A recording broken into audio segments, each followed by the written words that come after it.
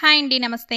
Welcome to our channel Lakshmi food creator. ఈరోజు మన ఛానల్లో ఎంతో టేస్టీగా ఉండే టమాటా రైస్ని సింపుల్గా ఇలా ప్రిపేర్ చేసుకోండి. లంచ్ బాక్స్లో కూడా సూపర్ ఉంటుందండి.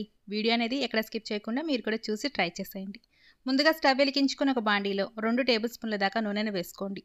సన్నగా తరిగిపెట్టిన వెల్లుల్లి రెబ్బలు 4, సన్నగా తరిగిపెట్టిన ఒక ఉల్లిపాయ, 2 నుంచి 3 పచ్చిమిరపకాయలు సన్నగా తరిగి పెట్టుకొని వేసుకోండి. ఇవన్నీ కూడా దోరగా ఫ్రై చేసుకోవాలండి. ఇవి ఫ్రై అయిపోయాక దీంట్లోనే మనం గుప్పిడంత కరివేపాకుని వేసుకోవాలి. కరివేపాకుని కూడా కొంచెం ఫ్రై చేసుకోండి. దీంట్లోనే మనం సన్నగా తరిగి పెట్టుకున్న 4 నుంచి 5 టమాటాలను ఇలా సన్న ముక్కలుగా కోసి వేసుకోండి. అప్పుడే మనకి త్వరగా మగ్గిపోతాయండి. దీనంతా కూడా బాగా మిక్స్ చేసేసుకోండి. దీంట్లోనే కొద్దిగా సాల్ట్ కూడా యాడ్ చేసేసుకోండి. నేను వీడియో ఎడిట్ చేసేటప్పుడు పోయిందండి క్లిప్పింగ్ అనేది.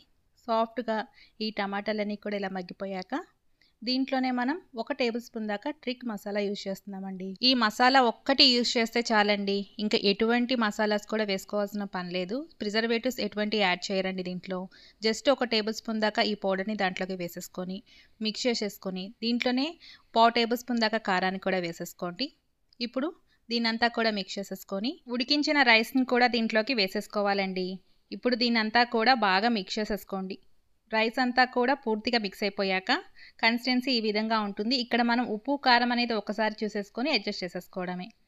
ఫైనల్గా దీంట్లో కొద్దిగా కొత్తిమీర జల్లేసేసుకొని మనం మిక్స్ చేసేసుకుంటే ఎంతో టేస్టీగా ఉండే టమాటా రైస్ ప్రిపేర్ అయిపోతుందండి. చాలా సింపుల్గా అయిపోతుంది. లంచ్ బాక్స్లో కూడా చాలా బాగా ఉపయోగపడుతుందండి. టేస్ట్ కూడా చాలా బాగుంటుంది.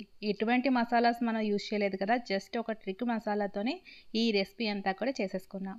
మీరు కూడా చూసి ట్రై చేసి ఎలా వచ్చిందనేది కామెంట్ రూపాన్ని తెలియచేయండి. మరెన్నో టేస్టీ అండ్ క్విక్ రెసిపీస్ కోసం నా ఛానల్ని చూస్తూ ఉండండి. నచ్చితే కనుక ఒక లైక్ చేసి సబ్స్క్రైబ్ చేసి షేర్ చేయండి. Thank you for